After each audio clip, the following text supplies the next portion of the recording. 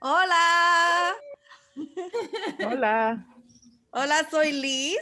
Estoy en Chicago, Illinois, al norte de los Estados Unidos. Yo soy reverenda Sex Alba Onofrio y soy en las montañas sureste de los Estados Unidos y tenemos con nosotros el gran placer de tener con nosotras Maricel. a Maricel Cuéntanos Mena, dónde estás, Maricel. que estoy aquí en las afueritas de Bogotá, Colombia. Y estamos aquí desde estos 3 lugares de este hemisferio en el programa Teología Sin Vergüenza, teología queer feminista que hace fluir la justicia. ¿Cuántas personas cristianas conoces tú que viven sin vergüenza como queer y o feministas? Casi no se escucha de nosotras, pero sí existimos. Estamos por todas partes, luchando en la academia, en las iglesias, en las casas y en las calles. Luchamos por nuestras propias vidas y por nuestras comunidades. No somos machos, pero somos muchas. Somos queer feministas sin vergüenza de tener fe, somos teólogas sin vergüenza de ser activistas, somos las sinvergüenzas. Le sacamos el jugo a la Biblia para producir teología queer feminista que refresque la lucha y haga venir la justicia. En cada episodio encontrarás teología bien jugosa, como agua de papaya. Chúpetela. Y aquí estamos con Maricel Mena López y le preguntamos, Maricel, ¿te identificas como una sinvergüenza? ¿Por qué sí o por qué no? Ah, claro que sí, porque también hago teología jugosa y chúpetela, porque, porque trabajo soy fundamentalmente en la Biblia y hago lecturas contraculturales de la Biblia, lecturas más inclusivas, ¿sí? Más amorosas de la diversidad humana. Uf. Pues, ok, vamos a entrar directo porque hay muchas cosas que quiero hablar contigo y una de las primeras es, ok, como biblista, como teóloga que trabaja en la diáspora, en los estudios africanos, me encantaría saber, ok, cuéntanos qué tiene que ver la tradición cristiana, la Biblia, con el continente de África, porque por lo menos en donde yo estaba, en una iglesia muy fundamentalista, me enseñaron como, ok, Egipto era donde estaban los esclavos, los hebreos cuando estaban en esclavitud y se escaparon. Nos hablaron de Jesucristo cuando tenía que escapar, fueron a Egipto. Tal vez el eunuco de Etiopía, pero realmente no tiene nada que ver. Siempre Jesucristo tenía piel muy clara, tenía ojos azules, entonces yo sé que para ti es un robo de la historia, de la cultura africana dentro de esta historia, entonces cuéntanos un poquito de tu experiencia con esos estudios y todo, porque es muy jugoso. Sí, gracias, chicas. Gracias a la audiencia por estar escuchándonos un poquito aquí.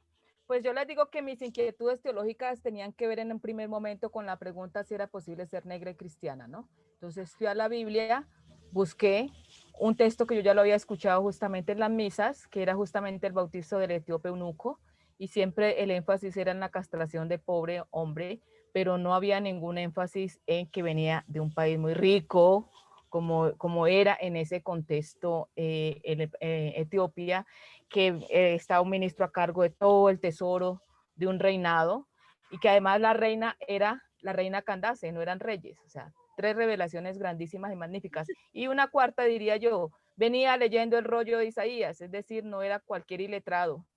Y además de que venía leyendo, estaba a cargo del tesoro, venía de la sinagoga, no era castrado físicamente, era un alto funcionario de la corte real.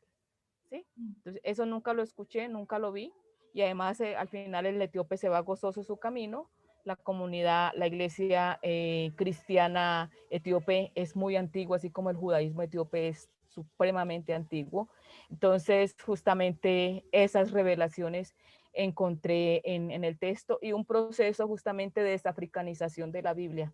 La Biblia nace en el contexto afroasiático, ¿no? Y desafricanización de Egipto. Los mapas también son unas construcciones que oriundas del siglo XVIII, el iluminismo y toda esa tendencia más semita más occidental, más blanca, caucasoide, que son las lecturas que nosotros tenemos. Y lo que nos tendríamos que preguntar es qué antecede a esto, los movimientos migratorios de África hacia la península, hacia Asia, hacia la península arábica también, y en ese contexto. Por tanto, la Biblia nace en ese cinturón de pasaje de contacto entre los que vienen del sur, ¿sí? Los que vienen del norte llegaron después, primero subimos y nos instalamos.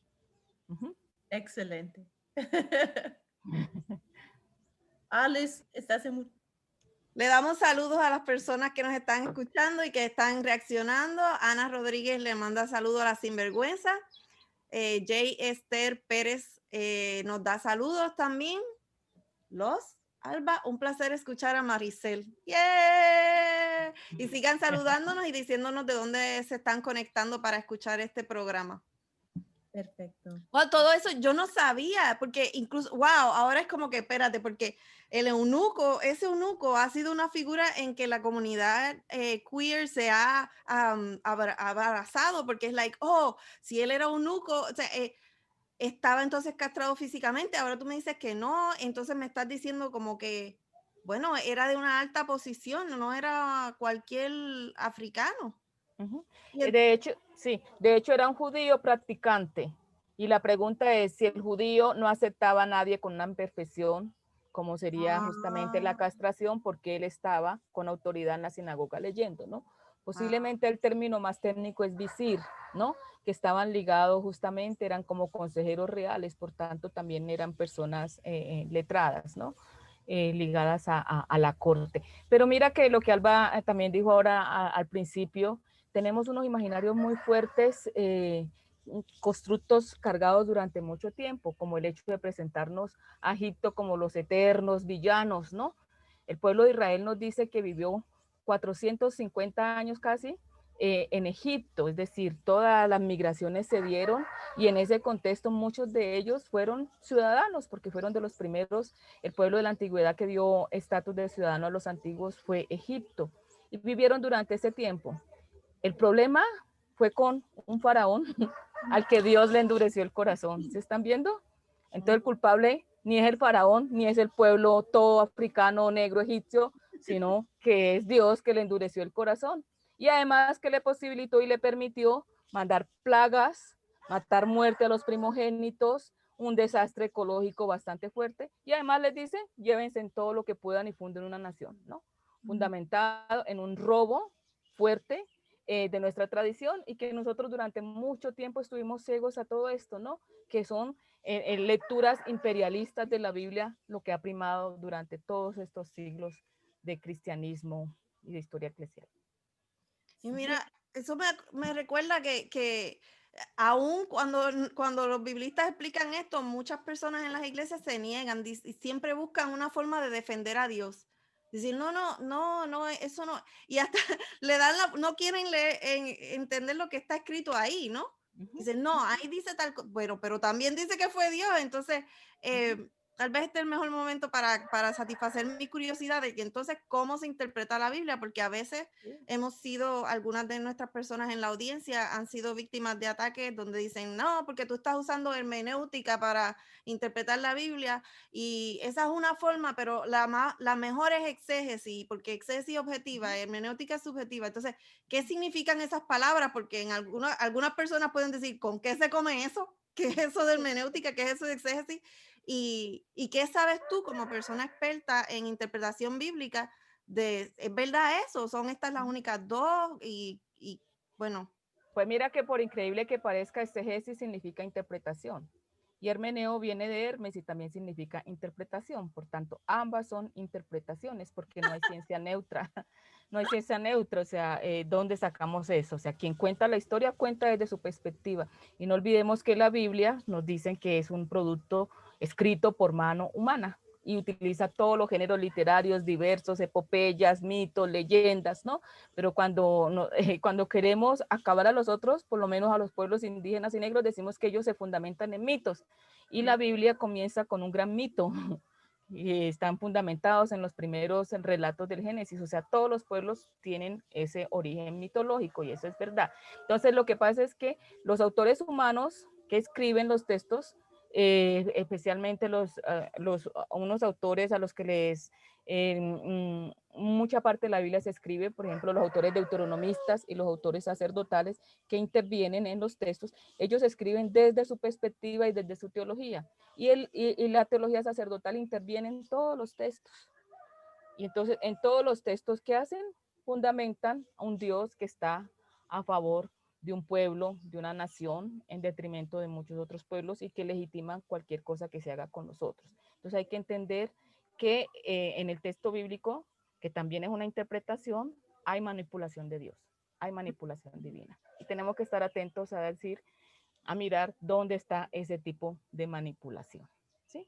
Porque son construcciones humanas. ¿Qué están contando? Obviamente, cómo entienden que Dios se les revela, se les presenta, por tanto está el elemento de inspiración, sí, pero no es Dios que viene y les escribe la Biblia, ni mucho menos, ¿sí? Eso ya hace rato el Concilio Vaticano primero hablaba de la inerrancia, pero el Concilio Vaticano II ya habló que no, o sea, es producto humano y es producto divino en cuanto Dios presente en la historia, en esta historia nuestra que está también aquí detrás de las sinvergüenzas.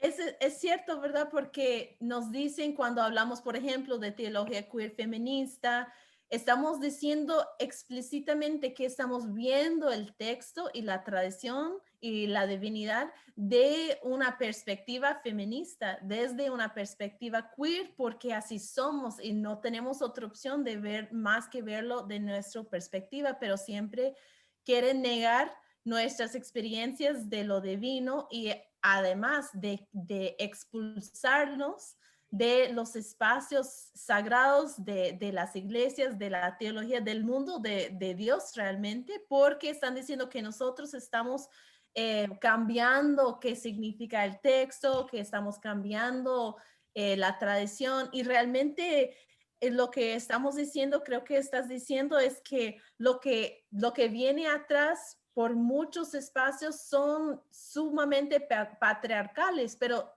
aunque han sido repetidos tantas veces, sigue siendo una interpretación dentro de la posibilidad de que haya muchas interpretaciones. Entonces, de una perspectiva afrofeminista, cultural, cuéntanos cuáles son, porque yo sé sin duda que hay muchísima gente que nos escucha, igual que yo en un momento de mi vida, me preguntaba, ¿puedo ser mujer y ser cristiana? ¿Puedo ser queer y ser cristiana? ¿Puedo ser trans y ser cristiana?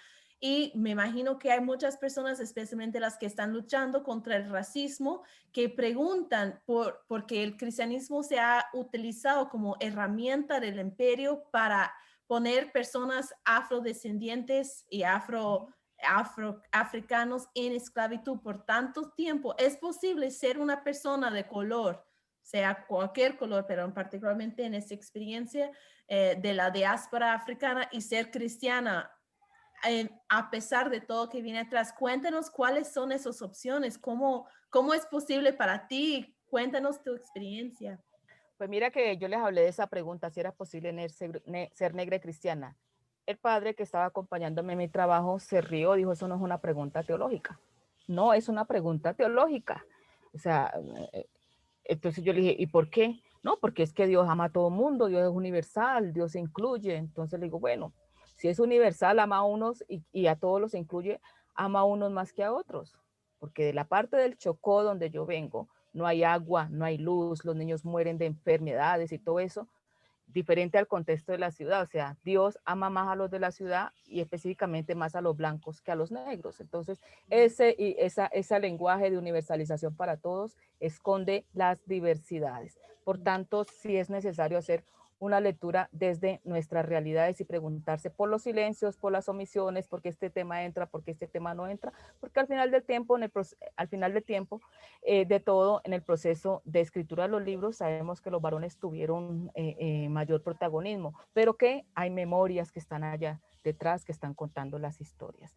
Por tanto, hay que preguntarse cuál es el criterio para decir aquí hay revelación y aquí no. Estos textos ya pasaron de moda, por ejemplo, aquellos donde si una mujer encuentra a su marido peleando y va a separarlo y por casualidad entonces le toca el miembro, córtele la mano, la pídela. Entonces yo creo que habríamos muchas sin mano, muchas lapidadas por ahí por tanta cosa. Entonces, eso no, pero entonces aquellos textos fuertes homofóbicos, entonces eso sí no se pueden tocar, ni estudiar, ni mirar. Entonces ahí es donde hay que mirar un poco cuál es el criterio y de dónde llegan nuestras interpretaciones, porque el cristianismo al cual yo pertenezco y al cual yo creo es mucho más abierto a esas diferencias, a que estas voces, a que estos pueblos se expresen, tengan derecho de ser y de existir, porque este universo es tan grande y hay espacio para todas y todos. Le damos saludos a Olga Colón, que nos está viendo desde Puerto Rico. Dice que disfruta grandemente el acercamiento al tema de la doctora Mena. Isabel Ruiz nos saluda desde Puerto Rico. William Reyes dice, teología sin vergüenza es parte de la experiencia. Y nos saluda también. Rina Ramos, una de nuestras 2 fanáticas número 1. Dice, yo estoy aquí. Damiana González Palma y las gallinas y los gallos también están diciendo, yo estoy aquí. Damiana nos está saludando desde Jalisco, México. Y Leini Saralegui Caraballo nos está saludando desde Cuba. Y Vance P. Ross nos dice saludos y yo estoy como que, Vance habla español, oh my God. Tina te dice, hermana Maricel, eres bellamente divina. Ay, gracias. Y hablando de Maricel bellamente divina, si entendí bien anteriormente, fuera de las cámaras, ¿tú has hecho algún trabajo recuperando mujeres africanas de la Biblia? Ay, sacerdotisas y cosas así hablaste, ¿verdad? Cuéntanos de ese trabajo, ¿a quiénes has encontrado? ¿Qué trabajo has hecho con ellas? Pues mira, una de mis favoritas es Séfora, la esposa de Moisés, ¿no? La eterna, que está allí, no sabemos, que nos hablan de que es madianita, de que es kenita, de que es etíope, pero la tradición dice no, es madianita porque ya va para el horizonte semita, pero hay 2 que nos la ubican en el continente africano y esas las desechamos. Entonces nos dicen que Moisés aprendió y conoció a Yahvé en el monte Sinaí y que su suegro y que su suegro le enseñó el yavismo y se lo presentó, ¿sí? Esa es la tradición, esto es lo que siempre hemos enseñado. Pero resulta que hay un texto en Éxodo 4:26 que me llama profundamente la atención. Furtivamente, Yahvé se enoja con Moisés y quiere matarlo.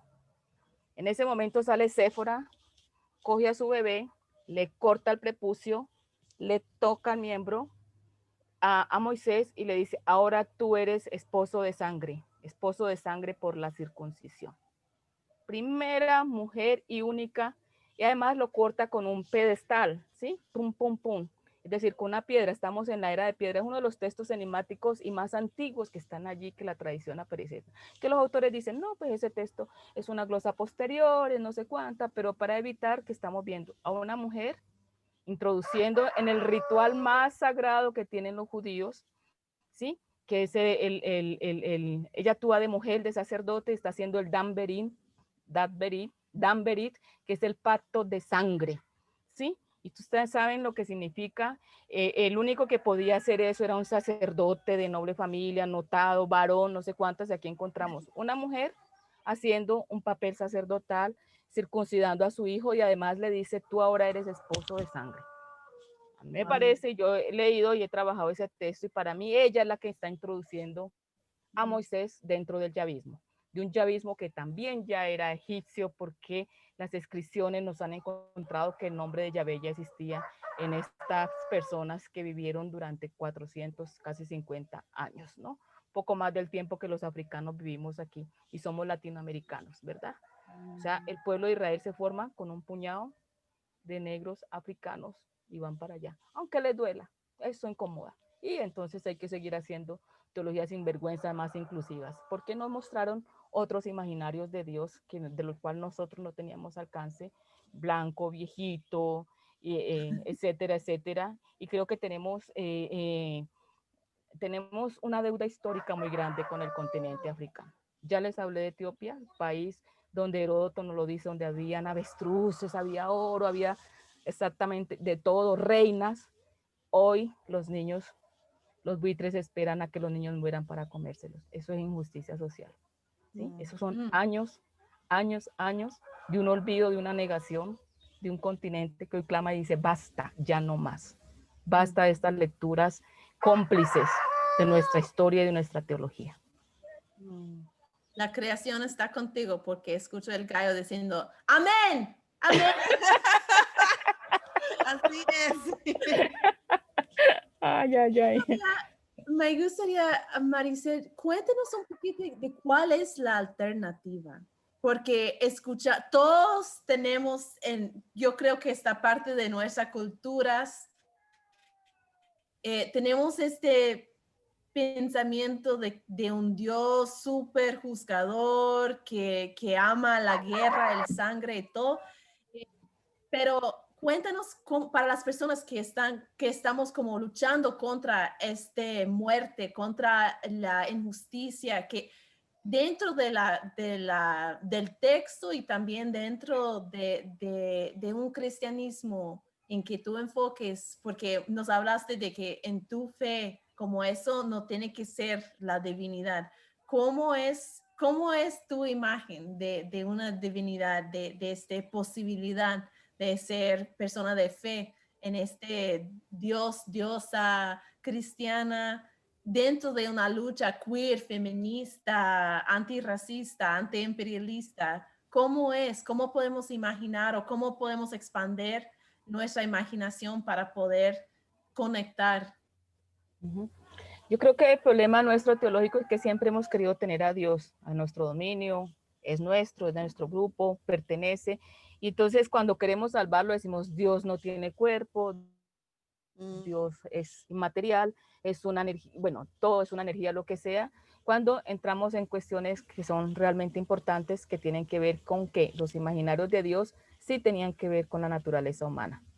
Primero teníamos la imagen de la grande diosa, la creadora, porque antes Dios fue mujer, ¿no? Meryl Stone y muchos otros arqueólogos, Marina Gimbutas y otras nos han revelado justamente esto, de que durante miles y miles y miles de años el imaginario de Dios era femenino justamente porque tenía el don de la creación.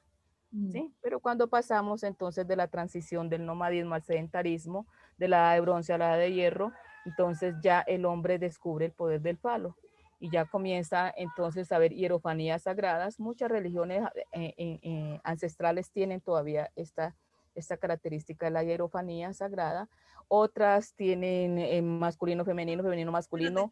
Dime esa palabra, está complicada. ¿La que es sagrada?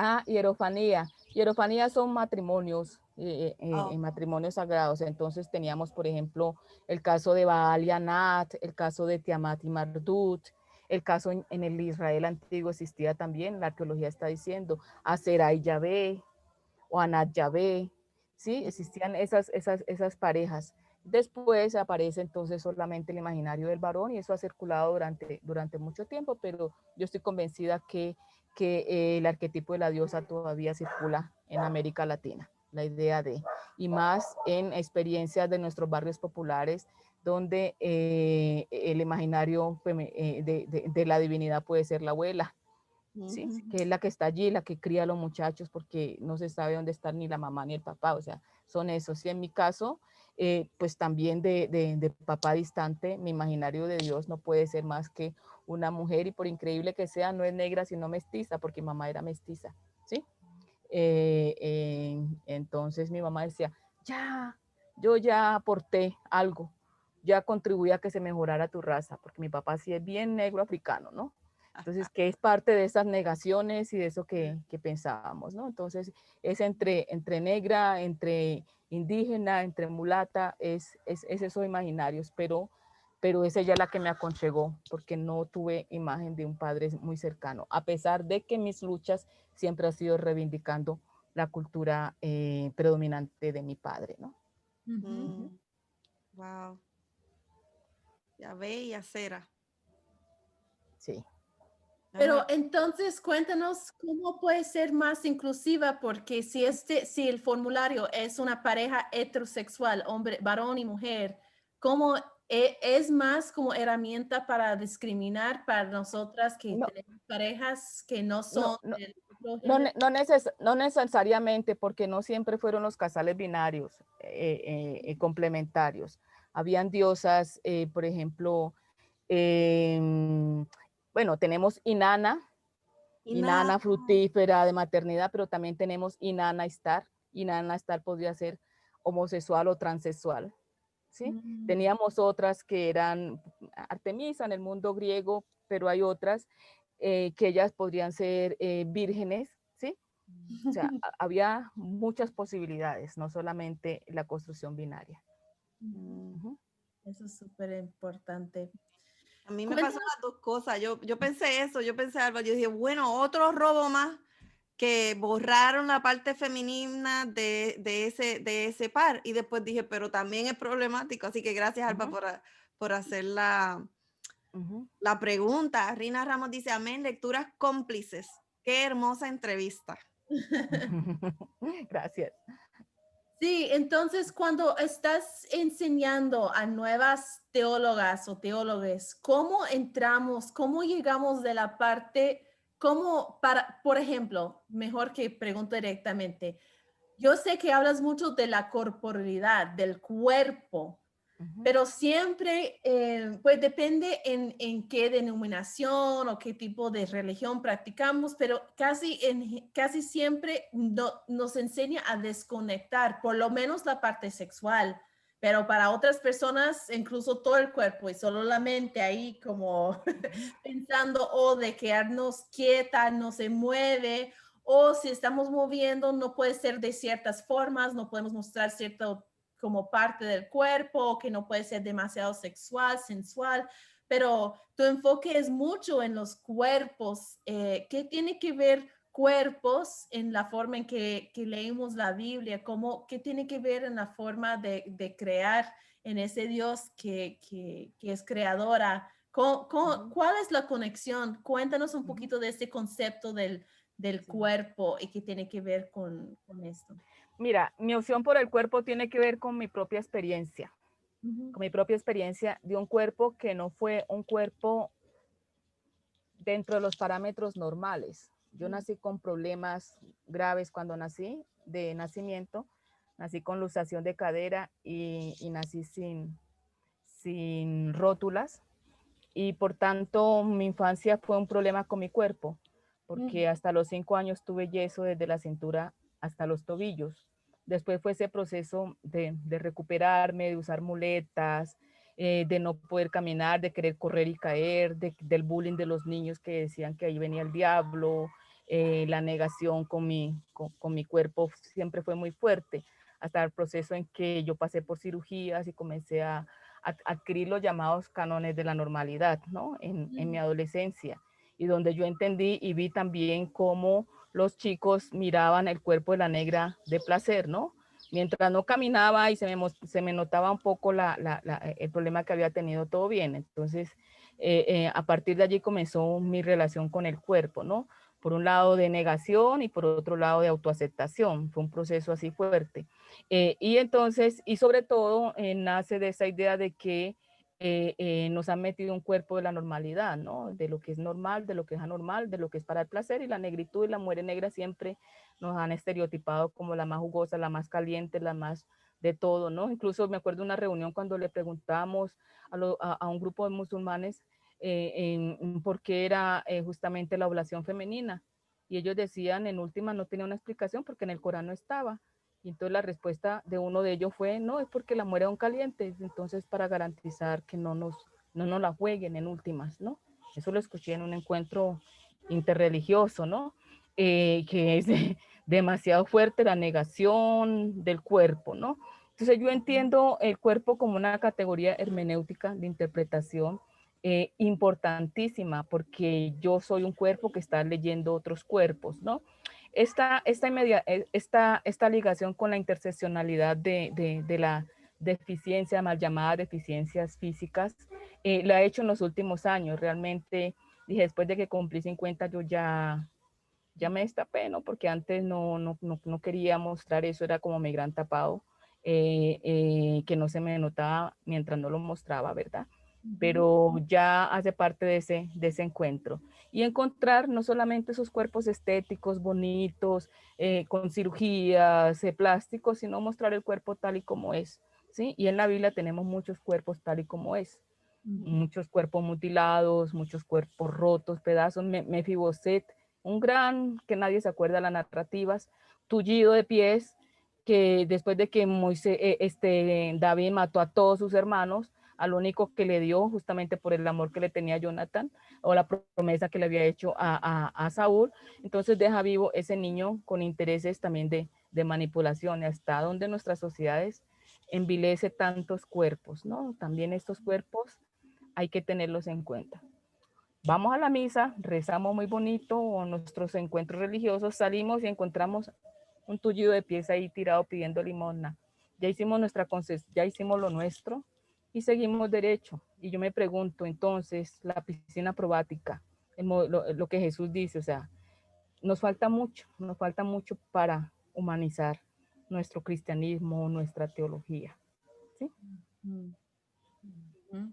En esto de autoaceptación, porque como tu historia, como me resuena mucho de tantas personas que escuchamos que encuentran su sexualidad o su género o algo más, sea como una lista, ¿verdad? De cosas que son anormales o según pensamos que son anormales, ¿verdad? Porque realmente ya esperamos un momento en que la creación en toda su diversidad es sagrada, es algo de reconocer como parte de la creación, incluso cuando estamos intentando a cambiar partes del cuerpo, mejorar ciertas enfermedades, etcétera. Pero ¿cómo nos ayuda el texto? ¿Cómo nos ayuda la teología cristiana desde nuestra perspectiva feminista, desde tu perspectiva? Cuéntanos cómo fue, en vez de ser como la razón por la cual somos del diablo, somos malos, somos anormales, somos no bendecidos. ¿Cómo podemos, las personas, por ejemplo, que nos están escuchando, que tal vez todavía están dentro del armario, tal vez no quieren compartir quién son, es una cosa decirlo a todo el mundo, especialmente si no es seguro, pero para uno mismo, ¿cómo una encuentra el camino a la autoaceptación como parte de la creación? Porque para muchas personas es una lucha de toda la vida. No, por eso les digo, después de 50 años yo ya salí con eso, ¿no? Porque es lucha de toda la vida, ¿no? Y entramos en la danza en diferentes compases. Algunos entran más jóvenes, otros salen después. Es un proceso y es un respeto a cada uno, eso no tiene regla, ¿sí? No tiene regla, no tiene nada. Lo único que yo podría decir es que tenemos que recobrar nuestro amor propio, ¿sí?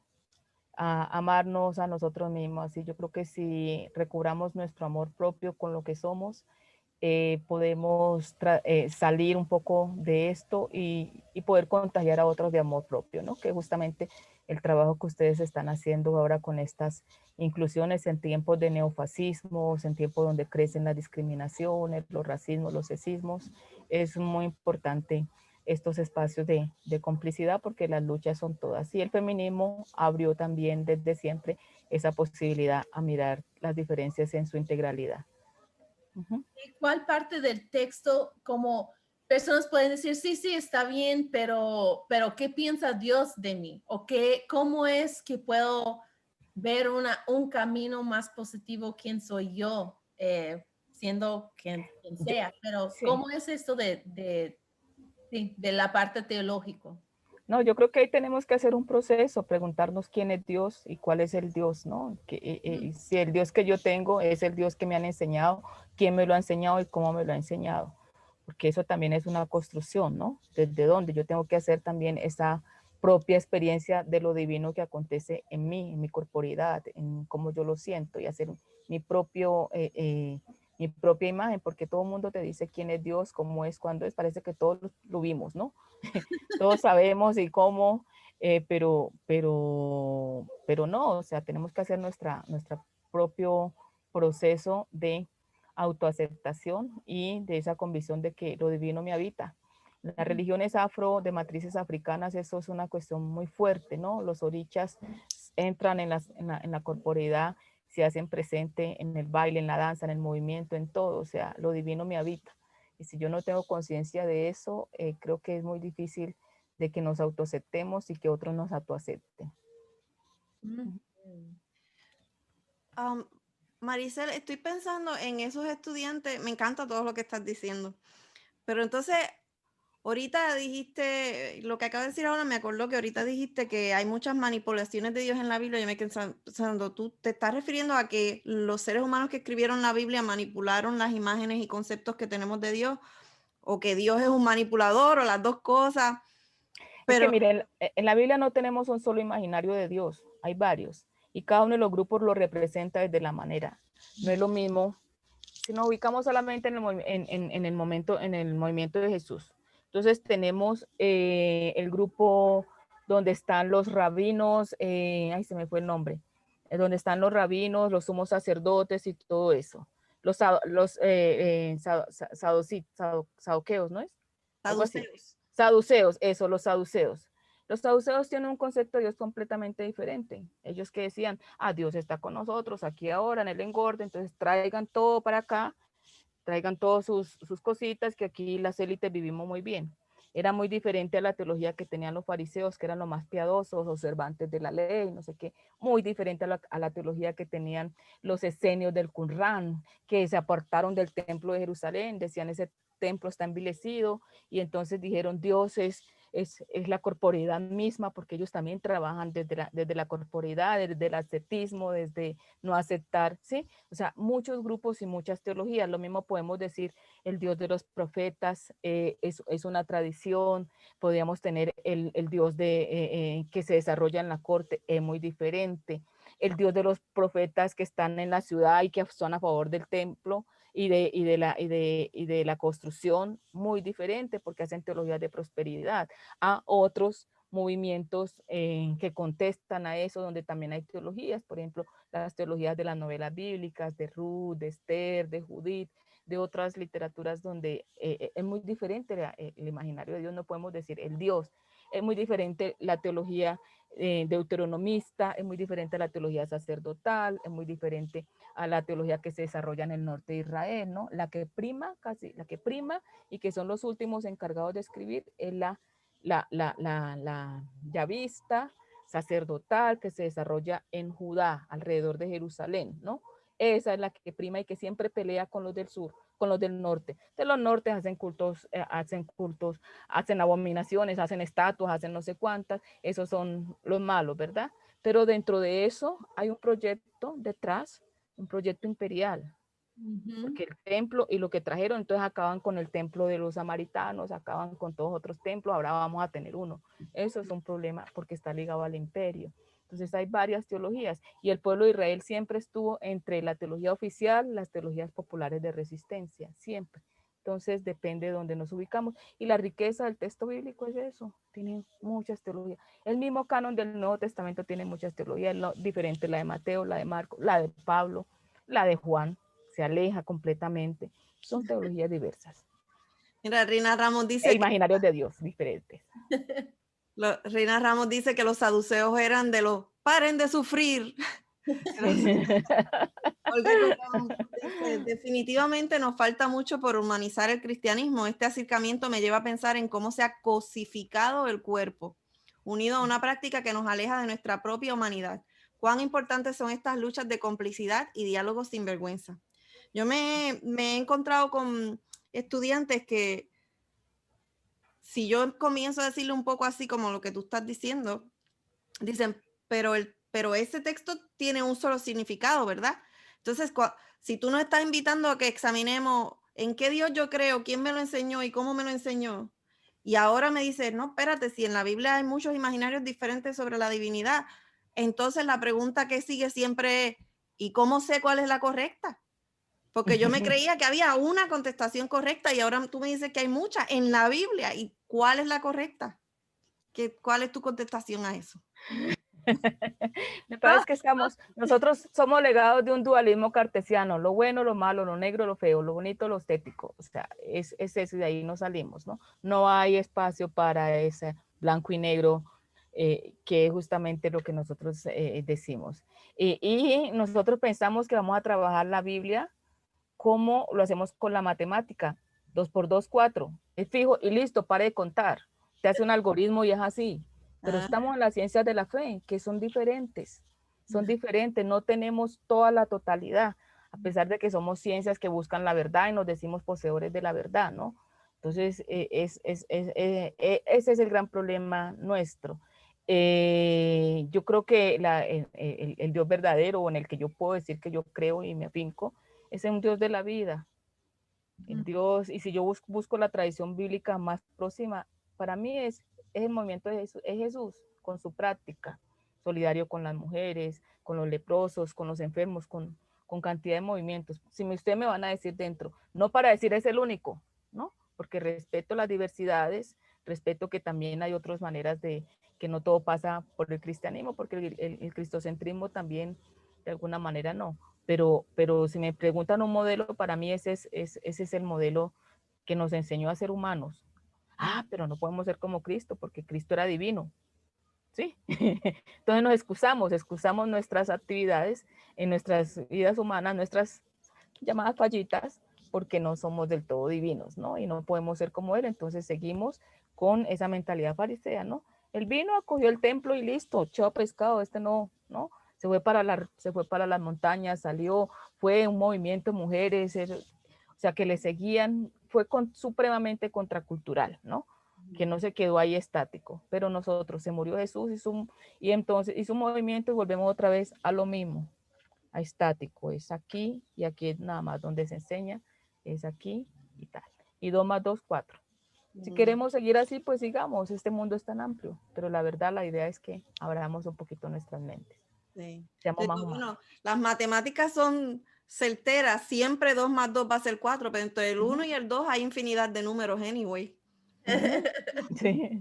Es interesante, sí, porque sí, eso es parte de la libertad, que también viene la responsabilidad, porque mientras yo no tomo responsabilidad por mis creencias, por mi fe, si yo sigo con lo que me dio mi mamá o el pastor o el sacerdote, no sé qué, ya no tengo que tomar, porque incluso yo escucho personas diciendo, no, me gustaría apoyarles en matrimonio igualitario, o me gustaría apoyar que podrías ser la persona que deseas, pero la Biblia no me permite o la iglesia no me permite. Entonces, es como la excusa de no tomar responsabilidad por nuestra fe, por nuestras crianzas, por nuestras creencias, por darle la responsabilidad a una persona, casi siempre hombre, más arriba, más cerca a Dios. Entonces,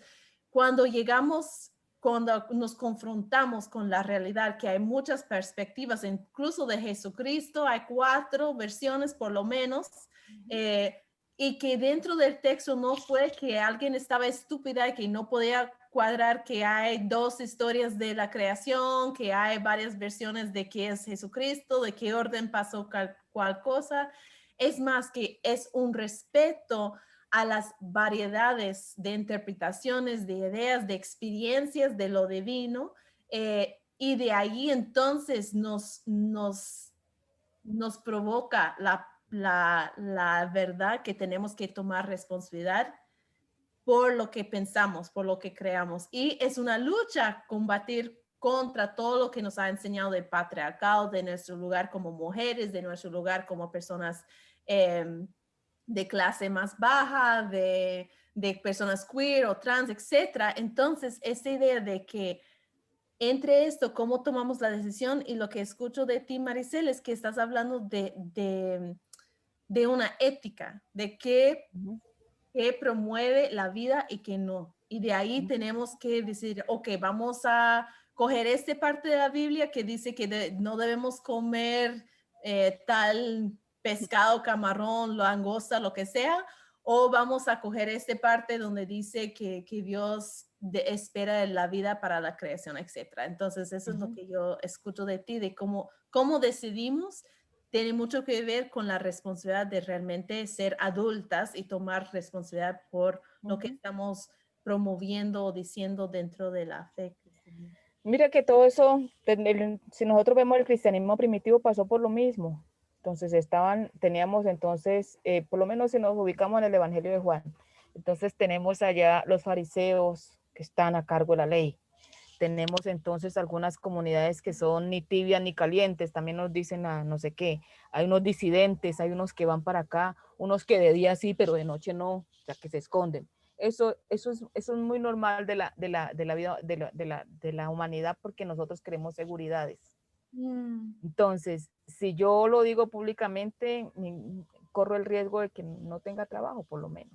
Es un riesgo que se comete. Entonces, es mejor no decirlo, te apoyo escondidito y no salgo, o en muchas luchas, porque la humanidad, porque necesitamos comer, necesitamos vivir, necesitamos.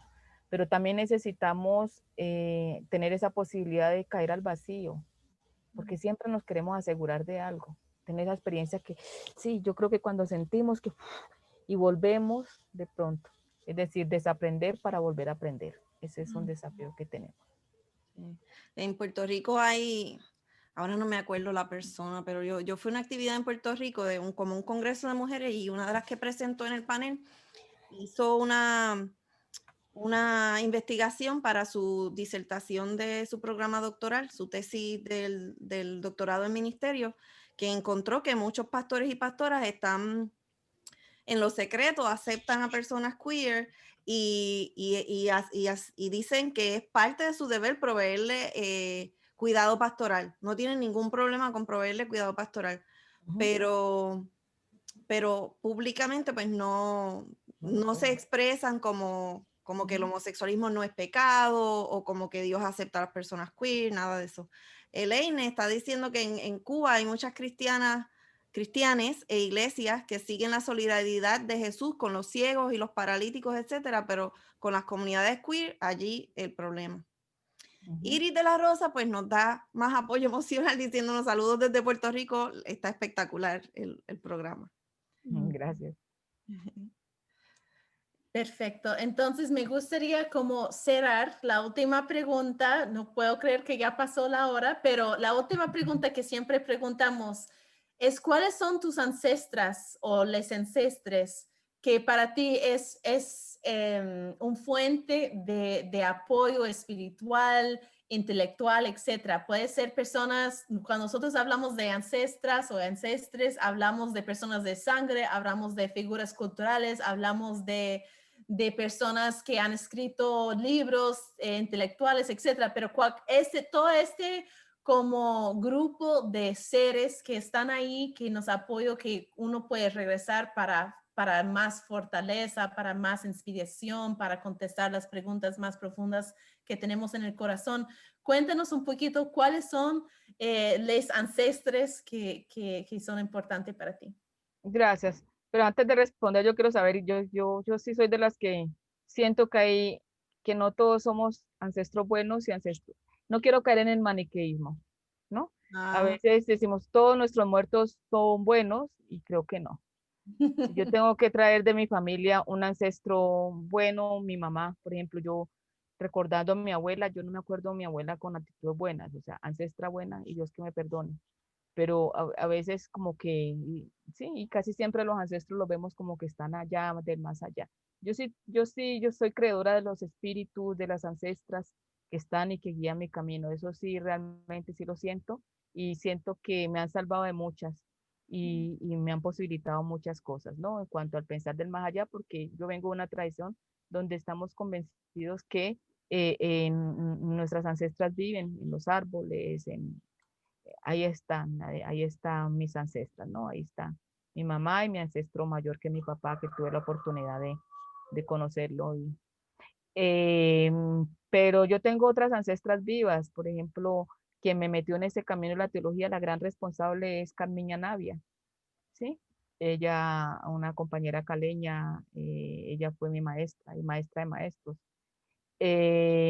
Muchas otras, Ivonne Guevara, maestra de maestros. También Elizabeth Chules, Fiorenza estuvo allí también dándome. Y recuerdo dentro de mis más maestras y maestros, han sido las mujeres de comunidades con las que yo hago lectura popular de la Biblia. Ellas han sido mis grandes maestras inspiradoras, ¿no? Porque esas lecturas sinvergüenzas que conseguimos hacer no serían posible sin el saber que sale de la vida cotidiana, de la vida de estas mujeres luchadoras. No podría ser.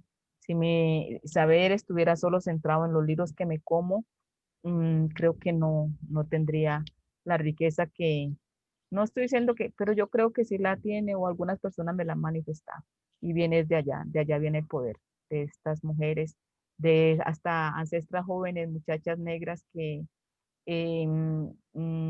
por ejemplo, me acuerdo de María, una niña con la que trabajamos, yo trabajaba con unas adolescentes, 20 adolescentes, madres solteras, todas afro. Una de ellas la manosearon, la tocaron y ella simplemente le dijo su palabrón, el tipo dijo por qué y la mató, perra. O sea, es decir, tantas violencias.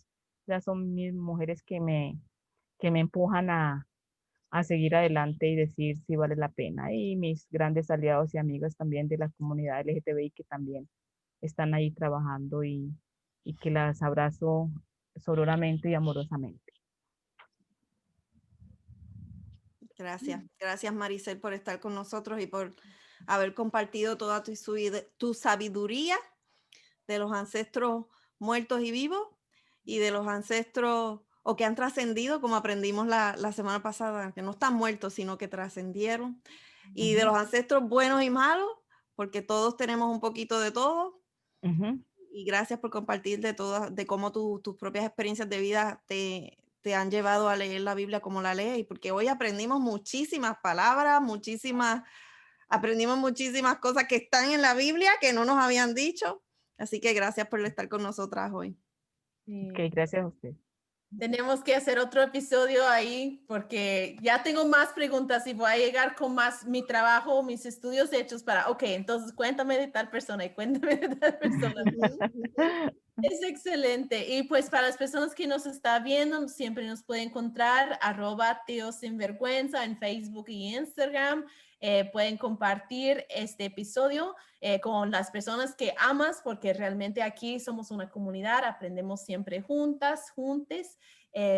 Y pues compartir con nosotras tu experiencia o otras figuras bíblicas que para ti son importantes para conocer un poquito más. Aquí puede compartir. ¿Y qué más, Liz? Pueden unirse a nuestra lista de difusión en WhatsApp. Tenemos un video en nuestra página de Teología Sinvergüenza en Facebook de cómo hacerlo. Y también pueden apoyar este podcast yendo a la página web de soulforce.org y hacer un donativo para poder honrar el tiempo de las personas que están con nosotros en este programa. Pendientes a nuestro próximo episodio para que conozcas a otra persona teóloga sin vergüenza de ser activista. Somos las sinvergüenzas. ¿Eres tú una de nosotras? Sí. Maricel, gracias. Vale, chao.